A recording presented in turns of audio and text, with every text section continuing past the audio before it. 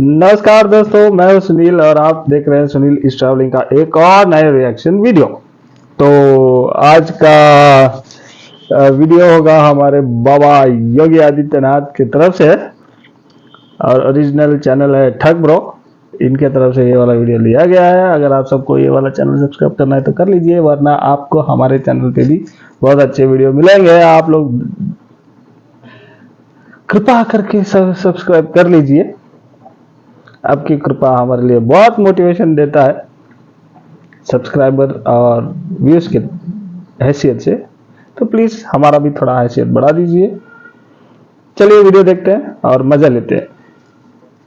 जो बात हो रही थी संविधान का दिवस मनाने के लिए, गणतंत्र दिवस में, लेकिन संविधान पे ही अब तमाम सवाल उठ रहे हैं। अगर आप देखें तो पार्लियामेंट के बिल्स पे सवाल, पार्लियामेंट में कोई कानून नहीं आता उस पे सवाल, संविधान पे सवाल, संविधान के टुकड़े करेंगे, ऐसे बयान अभी अलीगढ़ में भी आए, यूपी में भी कुछ सेक्शंस हैं जहां से सवाल उठते हैं। तो इनको आप कैसे देखते हैं और इसको डील करने का क्या तरीका है? देखिए, संविधान पर प्रश्न और इन संवैधानिक संस्थाओं पर प्रश्न वही उठा रहे हैं जिन लोगों ने देश का विभाजन किया था। आदतें सुधरती नहीं है बहुत जल्दी, उनको सुधारना पड़ता है। तो मैं ये पूछ रहा हूं कि योगी आदित्यनाथ जब पश्चिमी उत्तर प्रदेश में जिस ढंग से चुनाव प्रचार में जा रहे हैं, या पूर्वी उत्तर प्रदेश में जिस ढंग से आप चुनाव प्रचार करते हैं, और जाहिर है वहां आपकी फैन फॉलोइंग भी काफी है, क्या आपके दायरे में, आपकी राजनीति में मुसलमानों के लिए कोई जगह नहीं है? क्यों नहीं है? क्यों नहीं है? शाहनवाज हुसैन मेरे सबसे अच्छे मित्र हैं। अब वो डॉक्टर एपीजे अब्दुल कलाम को जब माननीय अटल बिहारी वाजपेयी जी ने राष्ट्रपति के लिए खड़ा किया था, सबसे पहला सांसद था जिन्होंने समर्थन किया था। भारत का मुसलमान डॉक्टर एपीजे अब्दुल कलाम बने, शाहनवाज हुसैन जैसा बने, पहला व्यक्ति रहूंगा जो समर्थन करेगा।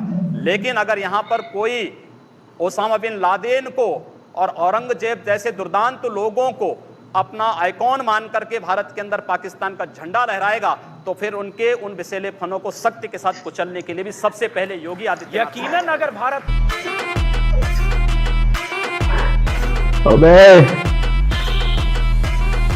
आपके गुरुजी भी रहे, आपके पिता तुल्य हैं, वो भी हिंदू महासभा में थे, फिर बाद में बीजेपी में आए, दोनों जगह सांसद बने दोनों तरफ से।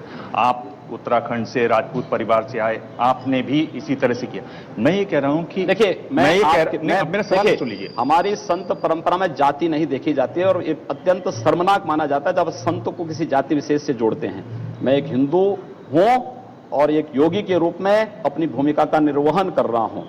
आपको जाति तो अच्छी है, लेकिन हिंदू नाम से इतनी चिढ़ क्यों हो गई? मुझे ताज्जुब होता है, आश्चर्य होता है मुझे।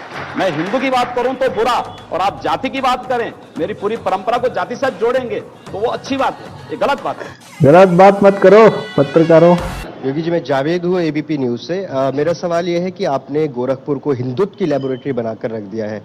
आप अलीनगर का नाम आर्यनगर रख देते हैं, उर्दू बाजार का हिंदी बाजार, ये कहाँ जाके रुकेगा आपका? बिल्कुल होना चाहिए, क्यों नहीं होना चाहिए? अतीत के गौरव के साथ वर्तमान को जुड़ना चाहिए। अली से गोरखपुर का मतलब कहां से है? आर्यों से है। उस अतीत के गौरवशाली पलों के साथ अगर वर्तमान समाज जुड़ता है तो मुझे लगता है कि उसके सामने ढेर सारी संभावनाएं होंगी।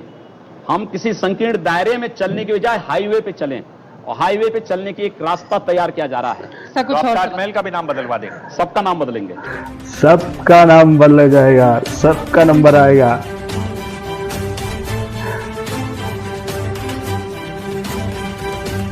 इस्लामपुर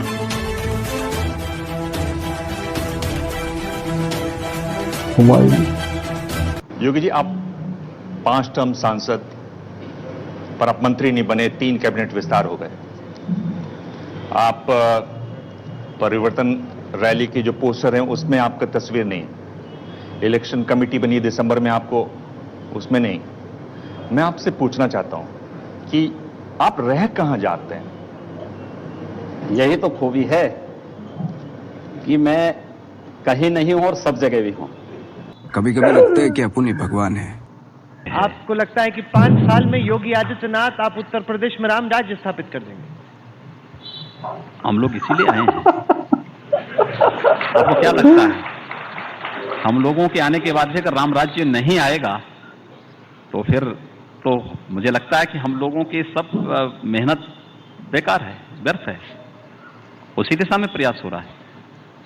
राम राज्य तब आ सकता है जब सुरक्षा व्यवस्था सबके लिए हो, किसी के साथ भेदभाव ना हो। आपके हिसाब से राम राज्य की परिभाषा क्या और रावण और मेघनाथ भी मारे जाए। नाथ संप्रदाय का बहुत बड़ा पीठ है, बहुत सम्मानीय पीठ है। इसका आप इतिहास देख लीजिए।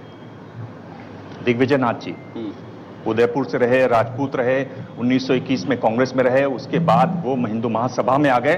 गांधी जी की हत्या हुई 3 दिन पहले उन्होंने कहा कि गांधी जी को मारना चाहिए, ऐसा आह्वान किया। 9 महीने जेल में रहे। आप जिनको वो आपको गुरुजी मानते हैं, पिता तुल्य हैं आपके, अवैधनाथ जी लगातार जुड़े रहे एक आंदोलन से, अयोध्या वाले आंदोलन से।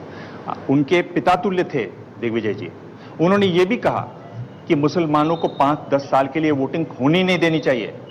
स्टेट्समेंट में खबर छपी हुई है 1950 में।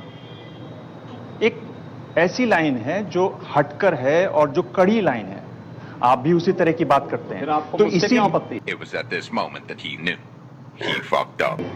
नहीं, इसीलिए आप जब मेरी परंपरा को जान रहे हैं तो फिर आपको मुझ पर आपत्ति नहीं होनी चाहिए। आपको तो मुझे अप्रिशिएट करना चाहिए कि चलिए मैं उस लाइन का अनुसरण कर रहा हूं। जो देश को तोड़ना चाहते हैं उन लोगों को हम तोड़ रहे हैं, इस पे तो आपको खुश होना चाहिए। योगी जी, 2 सवाल है। एक तो बीजेपी ने बहुत सारे अपराधियों को भी टिकट दिया है, जबकि आप आदर्श राजनीति की बात करते हैं। और दूसरी बात, एक सोशल मीडिया पे एक लड़की की फोटो वायरल हुई है जिसमें वो लड़की एक पोस्टर दिखा के कह रही है कि मेरे पिता को पाकिस्तानियों ने नहीं, वॉर ने मारा। इस पे आपका क्या पक्ष है? देखिए, भारतीय जनता पार्टी ने किसी घोषित अपराधी को टिकट नहीं दिया है या घोषित माफिया को टिकट नहीं दिया है। राजनीतिक मुकदमे अलग विषय है। राजनीतिक प्रतिद्वंदिता के तहत अगर किसी ने झूठे मुकदमे दर्ज कराए होंगे, उस आधार पर अगर किसी कार्यकर्ता पर मुकदमे हैं तो अपराधी नहीं है। लेकिन पेशेवर अपराधी और पेशेवर माफिया को भारतीय जनता पार्टी ने दूर तक भी नहीं छुआ है और किसी भी ऐसे व्यक्ति को टिकट नहीं दिया। एक ऐसे लोगों ने आवेदन भले किया होगा, लेकिन एक सिरे से भारतीय जनता पार्टी का केंद्रीय चुनाव समिति ने उसको खारिज किया।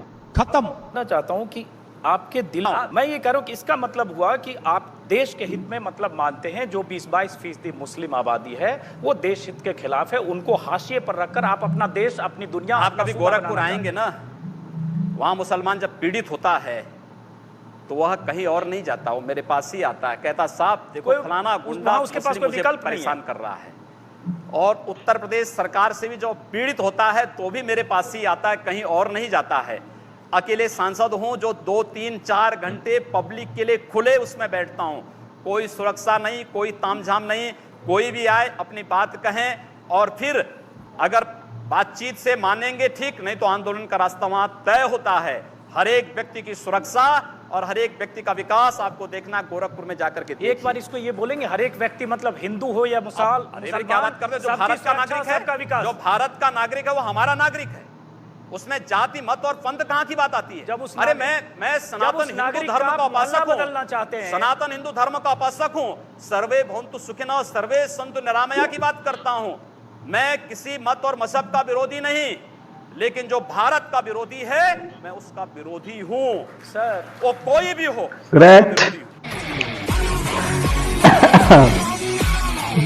तो आखिर वाला डायलॉग बहुत मस्त था। तो ये वाला वीडियो साइलेंट से योगी बाबा ने ठोक दिया सबको। अगर आप सबको ये वाला वीडियो अच्छा लगा हो तो प्लीज लाइक शेयर और सब्सक्राइब कीजिए। बहुत बहुत धन्यवाद वीडियो यहाँ तक देखने के लिए। धन्यवाद।